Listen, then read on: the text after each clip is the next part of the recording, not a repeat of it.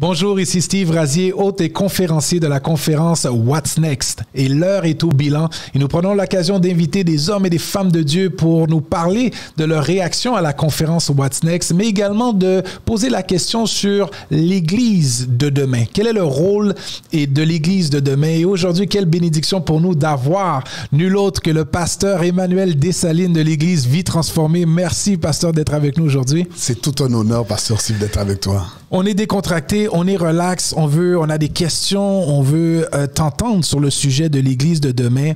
Mais avant, est-ce que tu as eu l'occasion de regarder la conférence? Malheureusement, j'ai pas pu regarder la conférence en direct parce que j'étais malade, mais durant la prochaine journée, là, je vais faire ça parce que ça a l'air vraiment intéressant. Génial, je te retrace un peu les 15 enjeux. On a l'Église, en fait, je vais même prendre le temps de les lire parce que, même pour nos auditeurs, alors je repasse en revue nos ateliers. On avait 15 ateliers qui traitaient de 15 enjeux de société auxquels l'Église aura à faire face dans cette prochaine décennie. Et on avait 15 ateliers. La première journée, on avait le modèle de l'Église primitif ou moderne. Donc, à quoi doit ressembler le modèle de l'Église en 2022? Est-ce qu'on doit retourner à l'Église telle que le décrit l'Église primitive ou plutôt une Église adaptée à la société? On parlait de l'Église et les générations Z et Alpha, l'Église et l'identité de genre, l'Église face à l'intelligence artificielle, la véracité de la Bible. On avait jour 2, censure et liberté d'expression. On avait l'Église face à une crise financière, l'Église et la naissance de la religion universelle, où ce que maintenant les 3 religions monothéistes veulent former un. On a l'Église et le métavers. On a l'Église face au mouvement woke. On avait l'Église et le lobby LGBTQ+, le nouvel ordre mondial fictif ou prophétique, l'Église et la crypto-monnaie, l'Église et le prosélytisme en 2022 et le nouveau variant, l'apostasie. Je les énumère parce que j'aimerais te poser des questions sur certains de ces enjeux. Et pour ceux qui n'ont peut-être pas suivi la conférence maintenant, ils sont plus imbus des 15 ateliers. Pasteur Dessalines, ça fait de combien d'années maintenant que tu es dans le ministère? 25 ans. 25 ans que tu œuvres. Ton regard, ton bilan de l'Église en 2022, optimiste ou pessimiste? Les deux. Pessimiste parce que forcé d'admettre que la COVID nous a démontré la santé réelle de l'Église.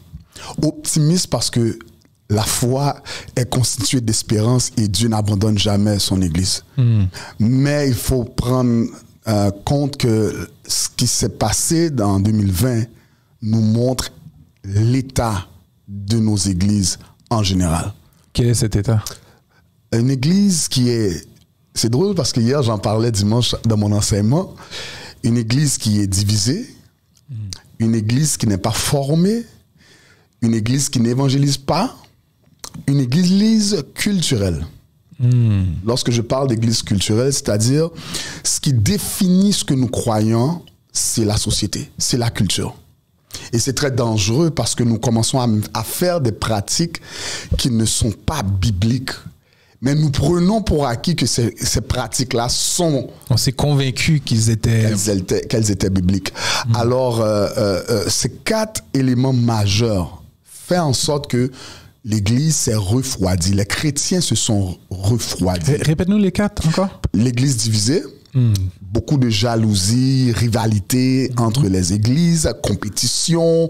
Je disais à mon église, Paul va parler de cela, il dit, vous êtes encore au lait parce qu'il y a de la jalousie parmi vous et des divisions. Pourtant, lorsqu'un pasteur vient et commence à pointer ce genre de péché dans la vie du peuple en disant, exemple, vous êtes divisés, vous êtes jaloux, vous ne supportez pas le succès de l'autre, et les gens répondent Amen.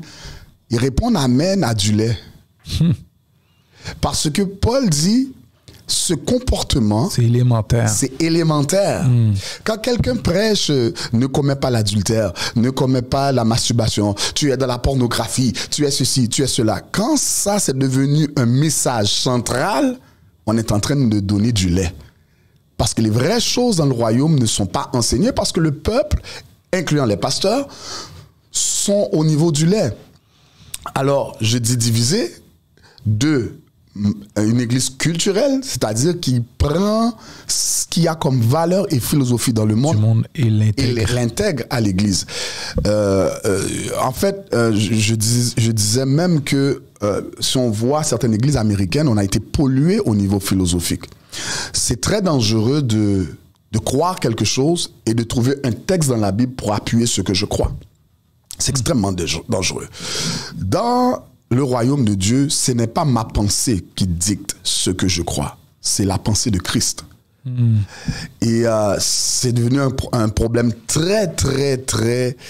un problème évident dans notre communauté parce que ce n'est plus ce que la Bible dit, mais c'est ce que je crois. Donc, on a développé des philosophies, des écoles de pensée et on essaie de rentrer la Bible pour supporter. Exactement. Et souvent, les gens croient au charisme d'un orateur, d'un pasteur qu'à la Bible. Le charisme d'un homme de Dieu a plus d'autorité que ce que la Bible dit.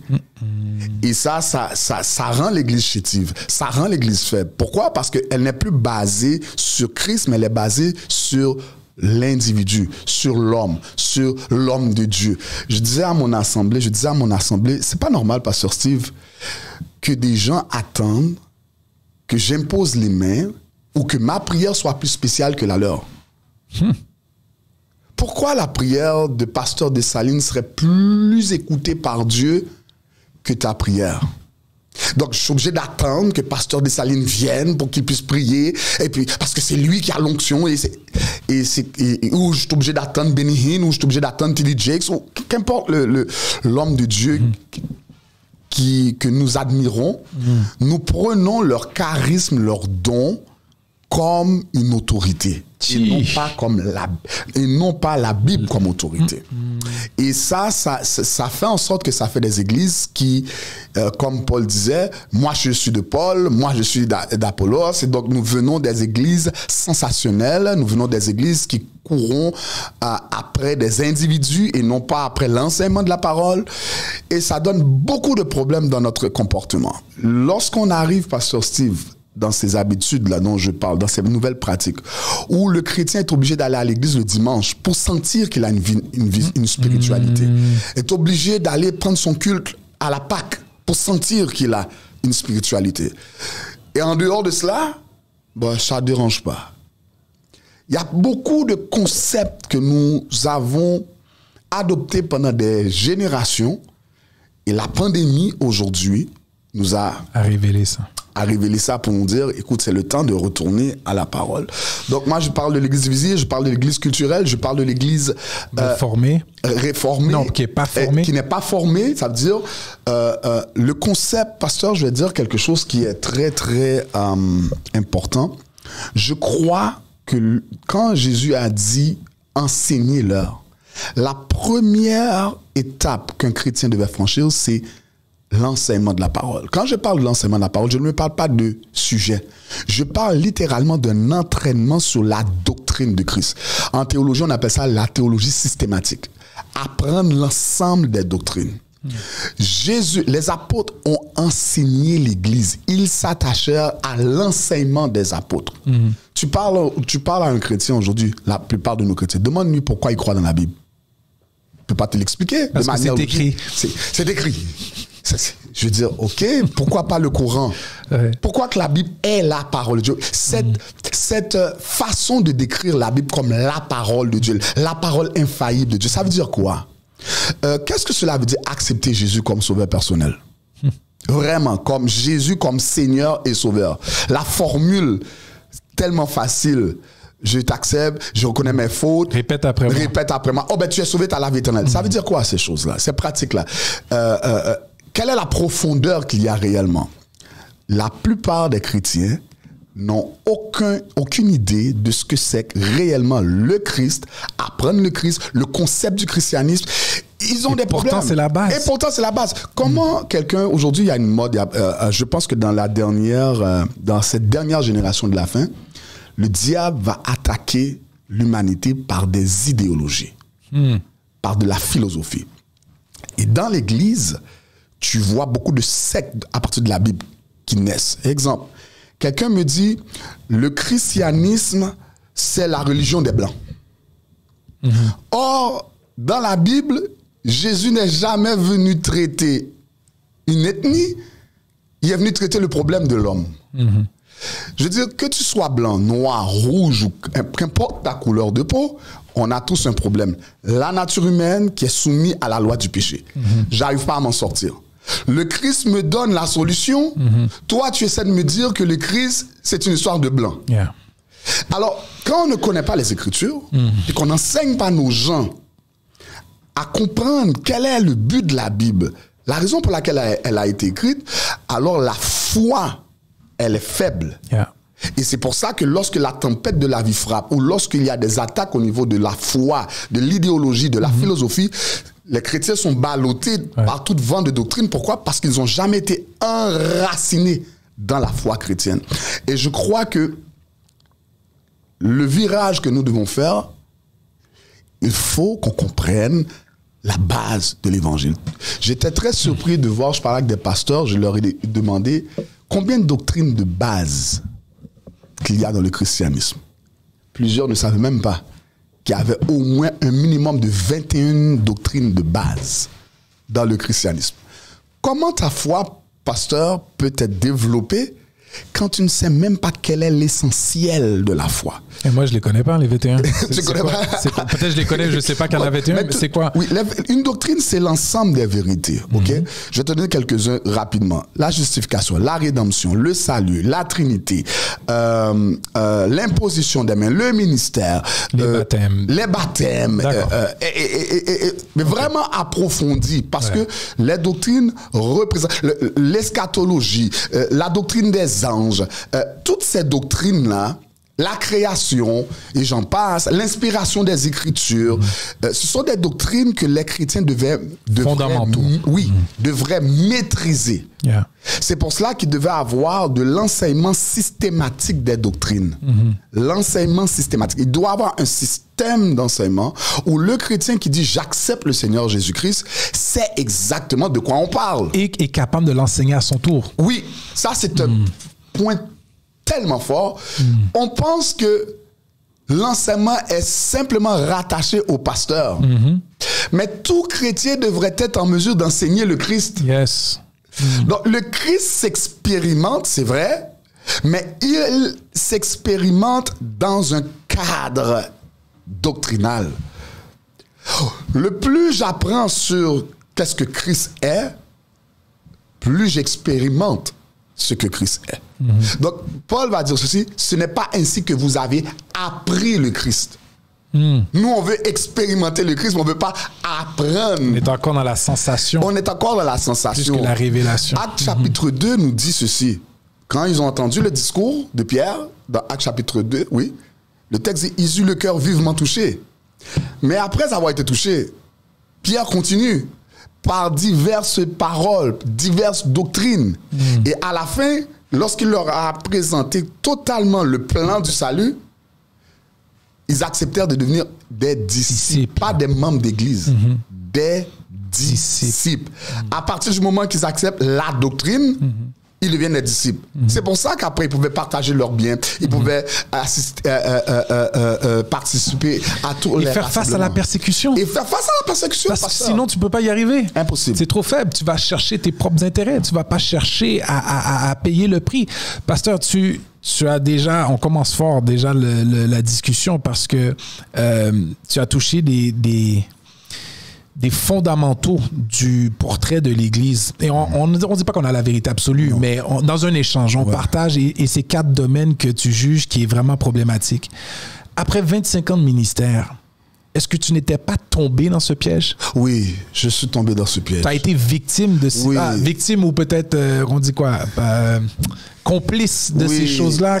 En fait, l'Église s'est développée au fil de générations avec des traditions. Donc, on t'a amené quelque chose et tu as cru sans re-questionner. Exemple.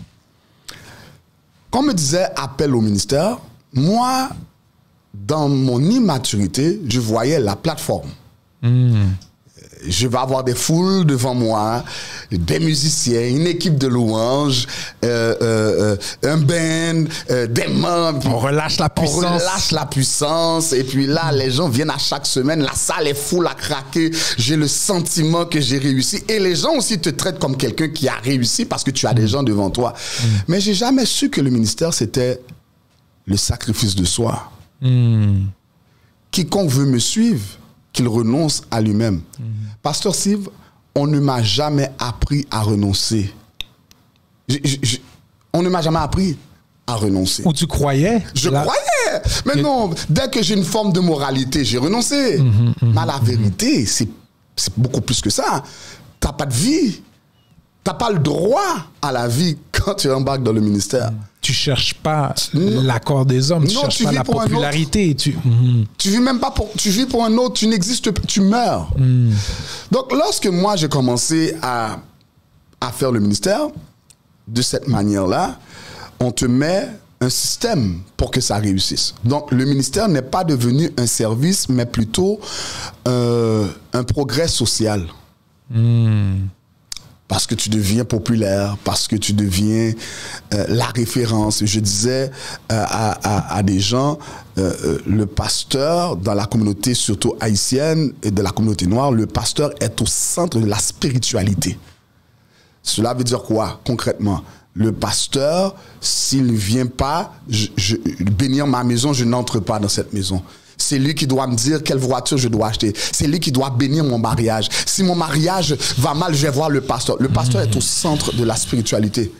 Il enseigne, il est conseiller, il est conseiller financier, il est tout dans la vie d'un chrétien, le pasteur. C'est lui qui a le contact avec Dieu.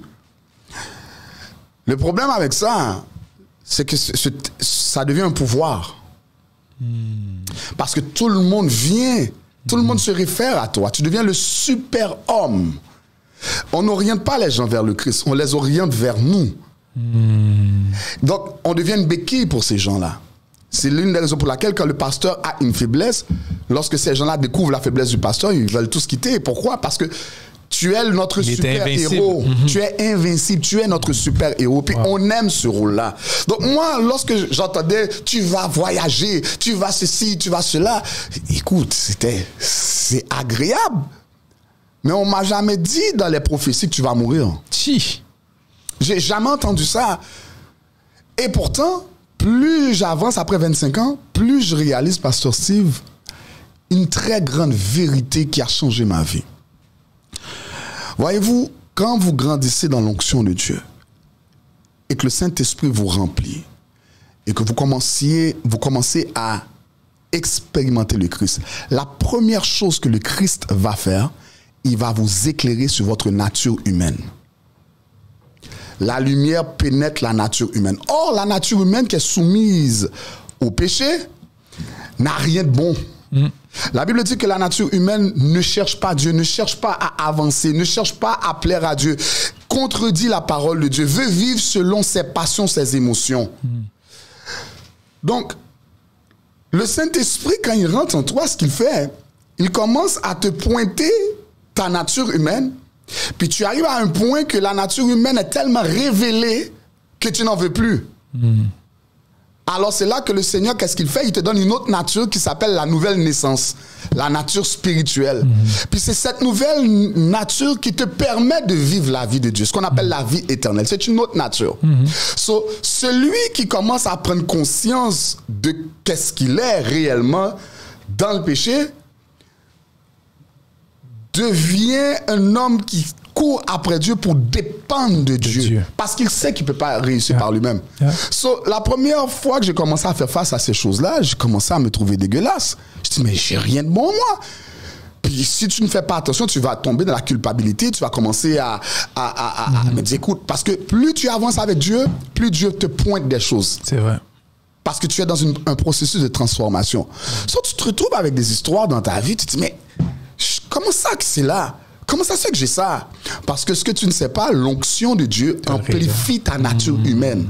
Et c'est pour ça qu'elle doit être crucifiée. Mais si personne t'enseigne sur cela, tu vas vouloir cacher ça, comme Adam a fait, il s'est caché Lorsqu'il a fini de pécher, il a caché ça par des habits de feuilles, il a caché sa nudité. Et nous, qu'est-ce qu'on fait? On a tendance à cacher notre nature par une fausse spiritualité. Et donc, on vit une double identité. On vit une double identité parce qu'on nous a jamais appris à mourir. Pasteur, si tu reconnais que il y a des choses que tu aurais pu mieux faire si on te les avait enseignées et c'est pas qu'on a nécessairement des regrets parce que comme tu l'as dit, on chemine dans le ministère, mais à la lumière de ce que tu connais maintenant, faire un changement coûte aussi. Tu peux pas, je veux dire, comment tu as réussi à amener ton peuple maintenant à mieux comprendre l'évangile comme tu le comprends maintenant? Ça, c'est une excellente question, Pasteur Steve. La première des choses que je vais te dire, c'est que j'étais fatigué du showman dans le ministère. C'est-à-dire, le ministère était rendu un spectacle, un one-man show. Tu comprends? J'étais fatigué de cela. 2, ma vie, j'étais en train de prendre conscience à quel point j'avais des faiblesses dans ma vie. Et j'ai fait face à moi-même.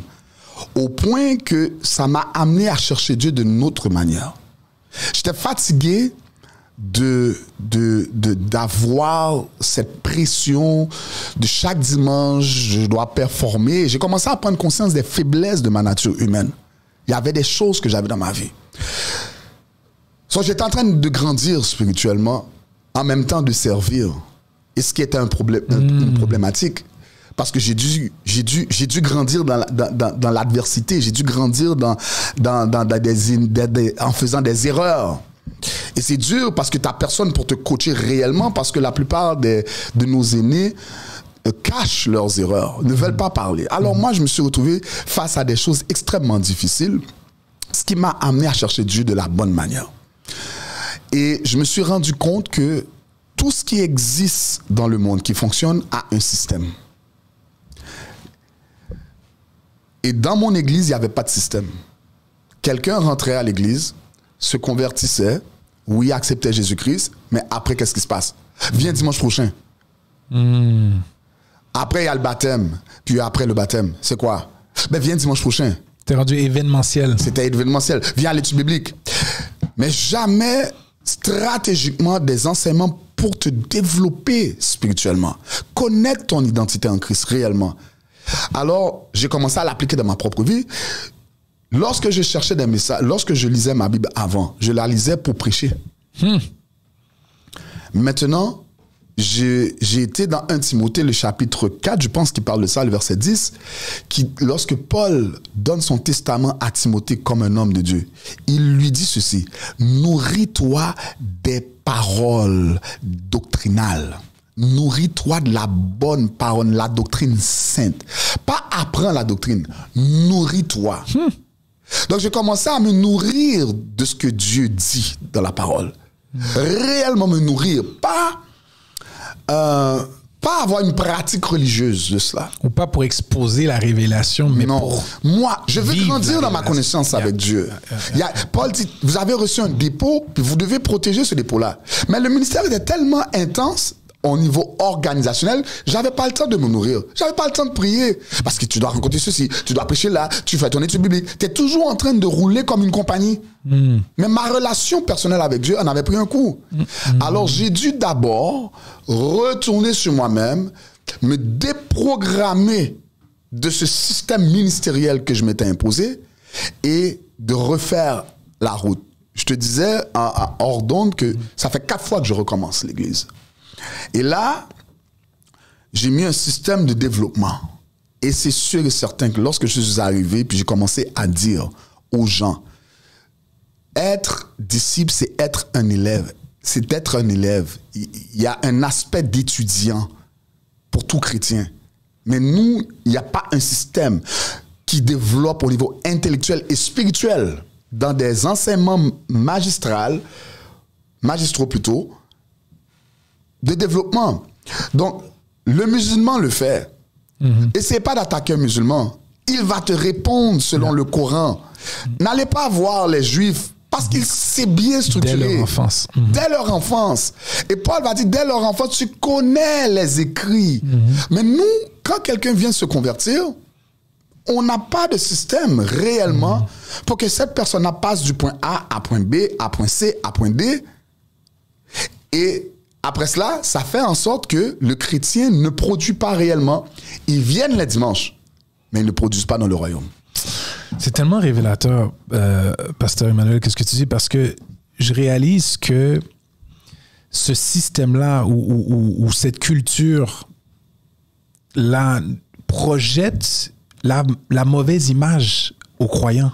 Oui. Et donc, qu'est-ce qui arrive, c'est que on croit que si on est impliqué dans le ministère, l'objectif, c'est d'être ordonné. Oui. L'objectif, c'est de rentrer dans le ministère, faire une église. On a un objectif qui est axé sur le modèle qu'on nous a présenté. Tandis que, bibliquement parlant, le cheminement t'amène à ta mission, t'amène à découvrir ton appel. Tu ne peux pas faire l'appel avant le cheminement. Et il y a une chose que tu m'as dit qui m'a toujours béni. Tu m'as dit, Steve, j'ai commencé le ministère trop tôt. Oui. Les choses que j'ai, et ton père spirituel te l'avait mentionné aussi, et à quel point que le temps t'a précipité à cause d'un modèle qu'on t'a fait à croire qui était spirituel. Et donc, moi, quand tu me dis ces choses-là et je vois mon cheminement, j'ai l'impression que je débute le mandat après 22 ans de perfectionnement. C'est pas la même chose que quelqu'un qui fait 3 ans à l'université et puis qui commence le ministère. Écoute, pasteur, c'est pas que c'est mauvais d'aller dans le ministère jeune. C'est mauvais d'être à la tête d'un ministère jeune. Parce que si tu n'as pas quelqu'un pour te cadrer, tu n'es pas encore maître de ta personne à 20 ans. C'est pas vrai.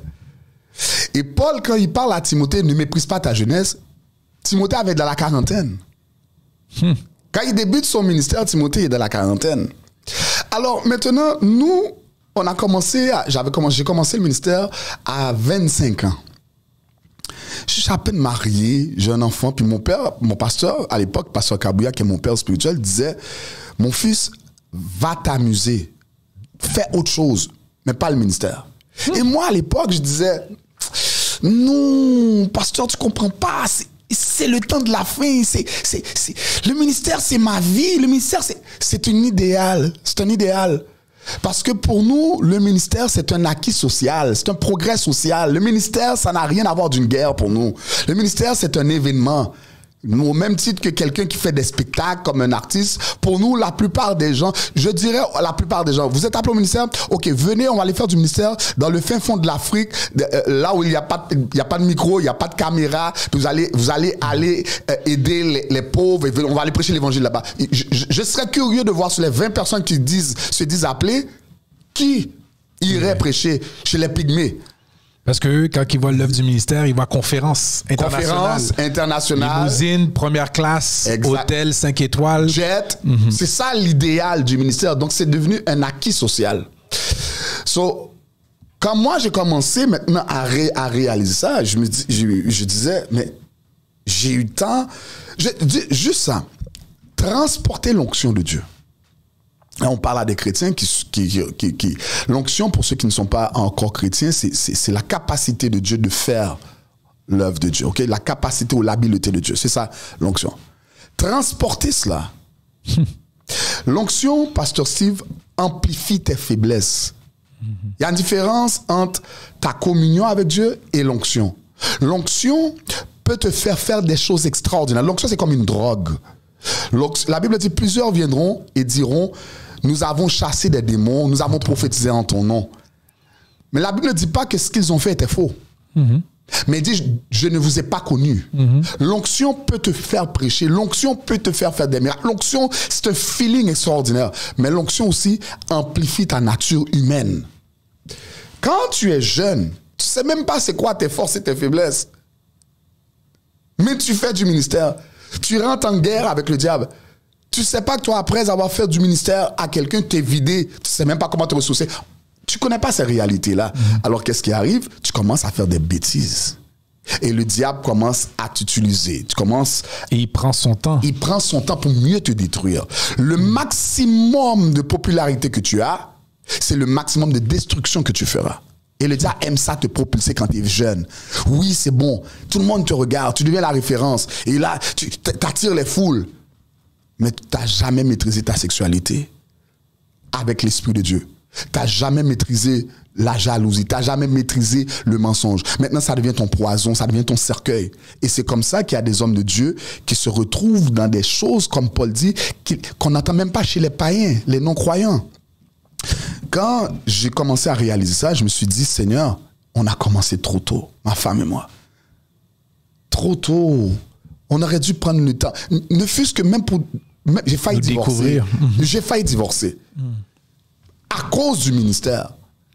Mais j'avais même, je me connaissais même pas. Je connaissais pas ma femme. Moi, on a déjà des responsabilités. On m'avait pas enseigné, moi, que le mariage, c'est des responsabilités. On ne m'avait pas enseigné que le ministère, c'est énormément de responsabilités. Et même si on te l'avait enseigné, tu devais le vivre. Je le crois. J'allais même pas le croire. J'allais penser que mon père spirituel, hein, il veut pas que parce que lui sait, il veut pas. C'est comme ça qu'on réfléchissait. Même quand les pères nous parlaient, on était des rebelles. Parce que nous, on a le réveil. Nous, on sait comment ça fonctionne. Vous venez de X, Y, Z. Mais nous, on a la technologie, et ainsi de suite. Puis, même quand je parle aujourd'hui avec des jeunes, je les vois. J'ai un appel. Tu sais, pasteur, qu'est-ce que j'ai appris? Parce que j'ai appris ceci. Quand Dieu t'appelle, ce qu'il veut de toi, c'est ton oui. Mais Dieu ne te dit jamais le processus pour arriver au oui. Mais nous, on prend le oui pour le processus. Pour le processus. J'ai dit, oui, ok, ben vas-y. Non, il voulait ton oui. Il t'a pas dit quand. C'est ton oui qu'il voulait. Maintenant, le quand, là, le comment, mais là, ça prend toute une période de vie. Et arrivé à 40, 50 ans, tu vois, beaucoup d'entre eux sont brûlés. Et c'est là que je vois la notion entre le perfectionnement et la connaissance. Wow, c'est une chose de connaître beaucoup de choses, de connaître des révélations. Mais ton perfectionnement, c'est de vivre la révélation que tu as eue. Et c'est là souvent que malheureusement, on l'a dit, on se précipite au nom de Dieu. C'est pour Dieu qu'on le fait. Mais c'est pas la volonté de Dieu qu'on accède à l'appel sans le cheminement, sans le perfectionnement. Parce qu'avec, qu'est-ce qu'on a dit? La conférence traite de 15 enjeux de société auxquels l'Église aura à faire face suite à ce virement de camp, ce virement de cap que tu as vécu dans ton propre ministère, où ce que là, tu ne vois plus les choses de la même manière maintenant et tu as touché les éléments sur lesquels que tu veux vraiment fonder le ministère maintenant. À quoi devrait ressembler l'Église de demain? On parle d'un changement majeur en société. Là. C'est pas la même chose.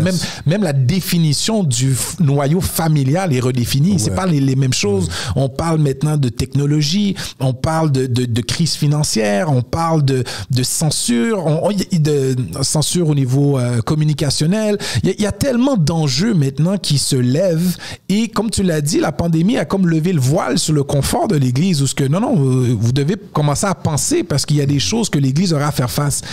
Comment vois-tu l'Église de demain? Quel genre de particularités, caractéristiques que l'Église de demain sera pour que Dieu puisse l'utiliser comme il avait décidé?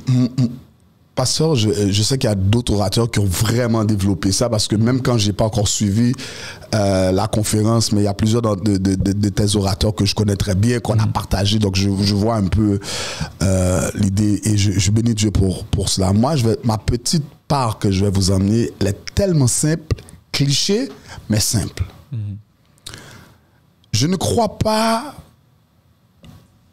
à une église qui va réformer une société. Je crois à une église qui va influencer une société. C'est deux concepts différents. Influencer dans le sens que Dieu va nous permettre de rentrer dans certaines places pour aller chercher les gens. Yes. OK. Maintenant, pour aller chercher les gens, comment les gens vont faire pour accepter le Christ que nous avons à leur offrir? Ce n'est pas en débattant au niveau idéologique, ce n'est pas en débattant de manière philosophique, c'est en étant transformé. Notre objectif, c'est de ressembler à Christ. Vous êtes le reflet de la gloire de Dieu. Vous êtes transformé à son image, de gloire en gloire, dans 2 Corinthiens chapitre 3, verset 18. Donc, ma mission première, c'est de ressembler à Christ. Ça veut dire quoi concrètement ressembler à Christ? je veux que la nature de Christ se forme en moi, se développe en moi. Lorsque le Christ prend toute la dimension qu'elle doit prendre réellement, selon la Bible, que je suis enraciné dans la pensée de Dieu et que je grandis avec le Saint-Esprit dans les mystères cachés que la Bible appelle le mystère de Christ, que je commence à avoir des révélations. Révélations, c'est quoi? Ce sont des vérités cachées que le Saint-Esprit nous révèle à notre esprit. Ce n'est même pas une connaissance d'un verset. C'est littéralement le Saint-Esprit révèle, dépose cette vérité-là dans mon esprit et ça produit une conviction. Lorsque je vais commencer à grandir dedans, je suis transformé. Au moment de ma transformation, je suis mandaté. Et là, le Seigneur va permettre à une église transformée d'être influente avec toutes les conditions sociales qui seront là. Cela veut dire quoi? Prenons l'exemple de la crise financière. Mais un chrétien qui marche par la foi, un chrétien qui est développé, va apprendre à s'appuyer sur Dieu, à vivre par la foi. Le juste vivra par la foi. C'est sa foi qui va le nourrir. Il y avait des crises financières dans le temps de Jésus. Il y avait des crises financières dans le temps de l'Église plutôt. Jérusalem a été frappée par une grande famine. Mais l'Église a pourvu à cela parce que l'Église vivaient une vraie vie communautaire. Dans Actes chapitre 4, la Bible dit, nul ne disait que leurs biens les appartenaient. Nul ne disait que ils étaient d'un seul cœur, d'une seule âme, d'une seule pensée. Le jour que l'Église va devenir entre elles, d'abord, une communauté forte entre nous, là, d'abord, dans l'enseignement, dans la pratique de la spiritualité, de la chrétienté, dans la vie communautaire, les gens, la Bible dit ceci, à ceci ils reconnaîtront que vous êtes mes disciples. Les gens vont vouloir faire partie de cette gang, de cet environnement, parce qu'il y a quelque chose qu'on dégage. La Bible dit, nous répandons l'odeur de sa connaissance. Pasteur Steve, j'étais en train d'écouter quelque chose, puis je pensais à toi en particulier, et ma femme et moi, on en parlait. Quand quelqu'un est placé dans une place, puis tu répands l'odeur de sa connaissance, les gens t'identifient. Parce qu'il y a quelque chose que le chrétien, normalement, devrait avoir, qui ne se trouve nulle part ailleurs que nous. Parce que nous sommes la maison de Dieu. Et je ne parle pas du lieu de culte. Je parle de nous. Yes. Nous transportons ce trésor. Nous transportons la vie. Donc, dans le milieu de travail dans lequel je suis ou dans le quartier dans lequel j'habite, je devrais tellement être développé dans une maturité de Christ que les gens viendraient vers nous. La paix qu'on devrait avoir à cause de notre relation avec Dieu, c'est spirituel. Et tout être humain a un besoin spirituel. Le jour que l'Église va comprendre cette révélation-là et marcher dans cette révélation-là, tous les autres enjeux, persécution ou pas, on va briller.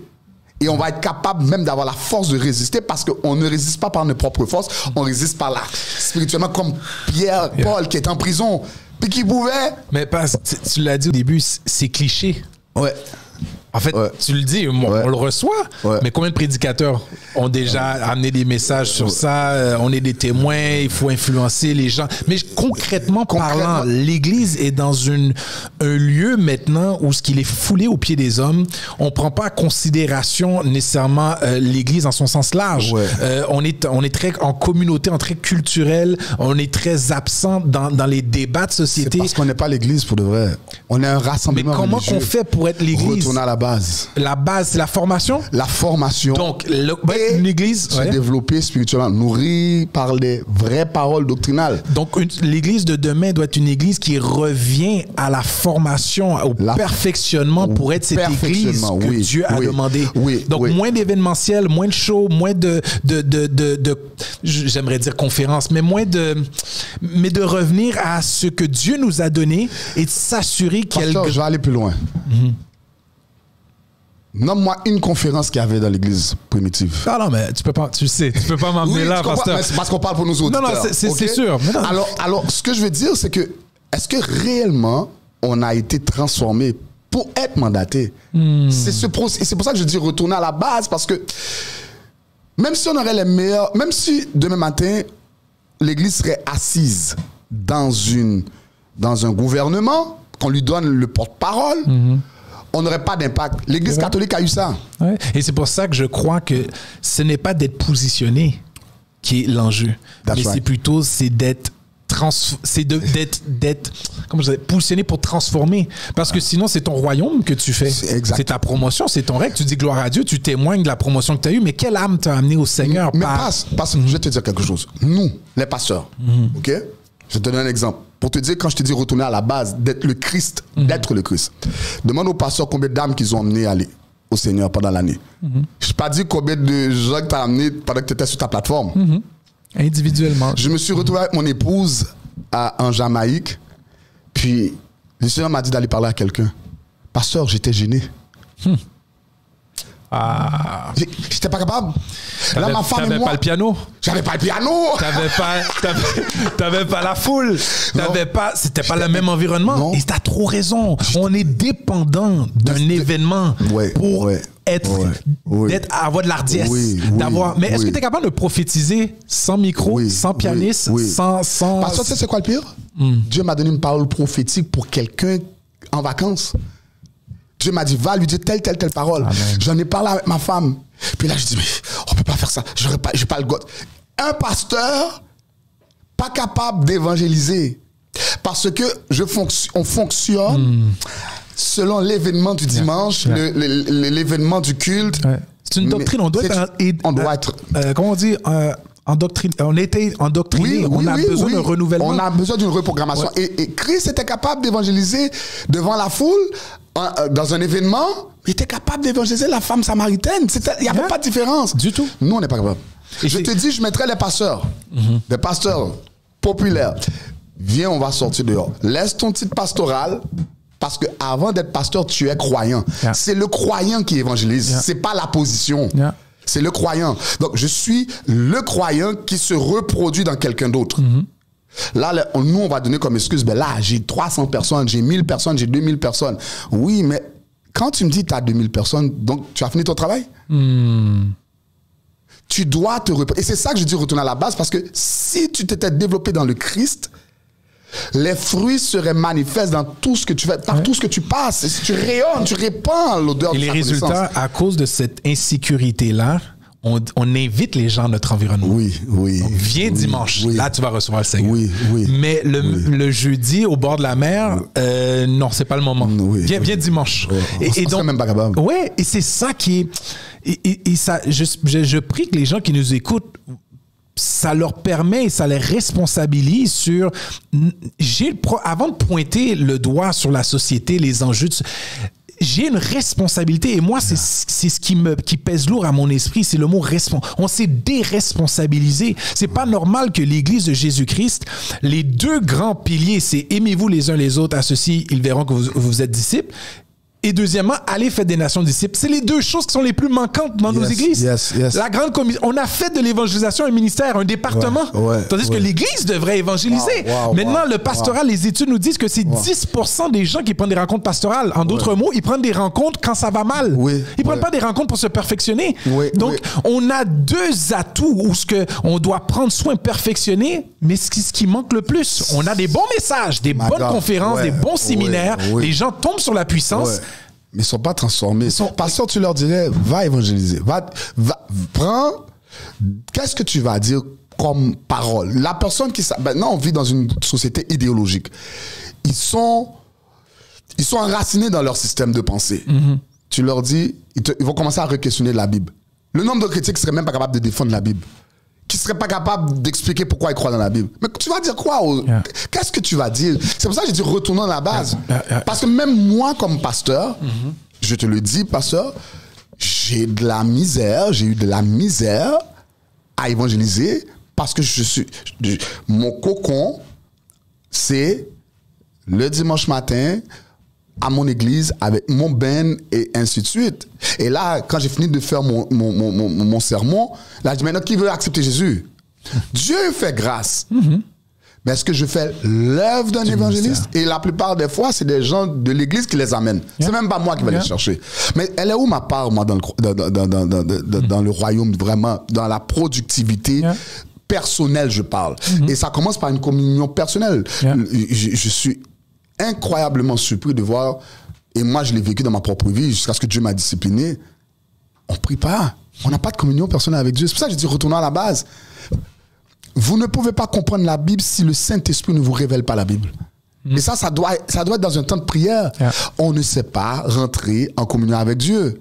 Mais on veut toucher les problèmes sociaux. Ouais, les nations. On veut toucher, on veut affecter nos systèmes scolaires. Mais si demain matin, on t'inviterait, Pasteur Steve, un exemple, puis on te dirait, bon, le gouvernement veut que tu parles de l'éducation. Combien de chrétiens seraient capables d'asseoir le système de l'éducation à partir de la Bible? Pour que le gouvernement puisse t'entendre. Toi, tu vas dire, venez parler en langue, venez. Enseigner la Bible à tous les étudiants, où on va trouver des... Mais, pasteur, il y a quelque chose que je voudrais amener sur ce que tu viens de dire, de revenir à la base. Je te ramène à ton premier point que tu nous as parlé en début sur l'aspect d'être enseignable et au niveau de la division. Moi, je crois aussi que... Exemple, j'ai une assemblée et j'entends aujourd'hui le panel qu'on a aujourd'hui. Il dit, c'est vrai que j'ai un problème. J'ai mal compris le mandat de l'œuvre du ministère au niveau de la Grande Commission. Mais je ne vais pas essayer d'aller acheter un livre de John Bevere, un livre de John Maxwell, un livre de Watchman Nee pour essayer que moi, maintenant, pourquoi tu ne vas pas appeler ton pasteur, un pasteur que tu connais, que lui le maîtrise? Ça revient encore à l'aspect. Je ne crois pas qu'on pourrait y arriver seul. Impossible. On doit être dépendants les uns des autres. C'est ça, parce que tu as une force que j'ai pas et j'ai besoin. Donc, c'est pas de m'enorgueillir en croyant que c'est moi qui va aller mener cette révélation-là. Ça se peut que tu l'as pas. Tu vas l'apprendre de quelqu'un qui va aller l'asseoir dans ton assemblée. Mais on est encore, et c'est pour ça qu'on est lent à avancer, parce que le temps que ça nous prend juste à nous de tout apprendre. Écoute, on n'y arrivera jamais. On est constamment en apprentissage. Mais si quelqu'un qui a une avancée sur nous, lui est capable de venir déposer une pierre dans notre assemblée pour ça. Mais le système n'est pas fait pour ça. Pourquoi le système n'est pas fait pour ça? Parce que le pasteur, il veut pas perdre la face. Il veut montrer, c'est ça le système papal. Il veut montrer, moi j'ai tout. C'est l'orgueil qui siège. Si moi je laisse dans l'église de Pasteur Steve que je vienne asseoir, puis moi je l'ai vécu là, il y a Dieu m'a fait certaines grâces dans certains sujets. Et Dieu, c'est comme ça qu'il fonctionne. Paul pouvait expliquer des choses que Pierre ne pouvait pas l'expliquer. Tu t'en vas dans cette église-là, mais le pasteur va te détester. Tu viens briser mon système. Mais non, mais si j'avais enseigné une mauvaise erreur, tu viens me réformer. Mais il faut avoir l'humilité pour dire, écoute, ce sujet-là, je l'ai mal expliqué. Ce sujet-là, je ne le maîtrise pas. Puis d'avoir l'humilité pour que ton église puisse grandir. Mais quand tu ne retournes pas à la base, quand tu fais le ministère que pour ta propre gloire, c'est une entreprise que c'est. Comment tu vas faire maintenant pour accepter que l'autre a une grâce particulière pour pouvoir t'aider à aller quelque part? Moi, j'ai eu à te parler sur l'évangélisation. Je trouve que tu as une grâce pour vraiment pénétrer le milieu séculier. Tu as quelque chose que Dieu t'a donné par rapport à ça. J'en parlais avec mon épouse et c'est vrai. Dieu t'a donné une grâce pour comment rentrer dans ces milieux-là. Mais quelles sont les églises qui vont vouloir t'avoir réellement pour asseoir cela? Ils vont être peu. Parce qu'il faudrait que tu sois membre de leur église. Et puis là, on sait que Pasteur Steve, il a réussi dans le monde des affaires. Maintenant, on sait qu'il va donner une grosse dîme. On sait que, là, je vais m'intéresser à lui. Mais est-ce que réellement, je vais accueillir la révélation que Dieu lui a donnée? L'église doit retourner dans le christianisme. Tu l'as dit en début, on doit renoncer à nous-mêmes. Mais ça commence. C'est la base. On doit mourir. On doit mourir. Cette culture est en train avec tout le jargon, mais vient éloigner l'Église de son origine, identité, de son identité. On doit revenir. Pasteur, on aurait pu faire 2 heures comme ça encore. Vrai. Si tu aurais un mot à dire à un leader qui nous écoute, qui n'a pas pris la conférence encore, qui hésite, je sais que tu n'as pas entendu encore la conférence, mais on a eu le temps d'en partager. Si tu avais à parler à un leader et l'inciter à prendre la conférence, qu'est-ce que tu lui dirais? Je lui dirais d'abord, premièrement, t'as rien à perdre parce qu'on est en train de parler d'unité, premièrement. Chaque personne, je connais un en particulier, le pasteur Clormeus, que je connais très bien. Chaque personne a une grâce que Dieu leur donne. Et je pense que dans le choix que tu as fait, je pense que tu n'aurais pas choisi n'importe qui pour pouvoir enseigner certains sujets. J'ai entendu, même si je n'ai pas assisté, mais j'ai entendu Pasteur Daniel me parler d'un sujet en particulier que je veux aller suivre sur l'Église et le métaverse et tout cela. On appelle métaverse, c'est ça? Ah non, okay. Métaverse. Alors, juste ça, pour moi, j'aurais vraiment encouragé, parce que cette conférence touche tous les aspects des défis de notre société que l'Église fait face, ok? Ça, c'est la première des choses que j'aurais vraiment conseillé. Allez voir, entendre, après vous pourrez juger. Mais ne fût-ce que de vous asseoir pour entendre les enjeux sociaux qu'il y a, ça c'est le premier conseil. Le deuxième conseil que je pourrais donner au pasteur avec la conférence, au-delà de la conférence, pasteur, c'est retournons dans une relation saine avec Dieu. Dieu veut notre personne avant le ministère. Amen. Je souhaite de tout mon cœur que chacun de nous nous puissions redécouvrir Jésus-Christ. Moi, je suis tombé en amour avec Dieu dans la pandémie parce que c'est le seul ami que j'ai. Et je peux te le dire, ça faisait longtemps que j'avais pas prié ainsi. Ça faisait longtemps. Il y a des vérités que j'avais appris ça, mais je l'avais oublié. Donc, retournons sur nos genoux. Retournons dans une consécration de mourir à nous-mêmes. Et le Seigneur fera le reste. Il va nous dire exactement ce qu'on a besoin. Parce qu'il dit, lorsque ce sera le temps de parler, je remplirai votre bouche. Pierre ne savait pas parler. Il n'avait pas étudié. Mais lorsqu'il est arrivé devant ses adversaires, il avait les arguments. Parce qu'il était dans une consécration avec Dieu. C'est ce que je donnerais, ces deux conseils-là.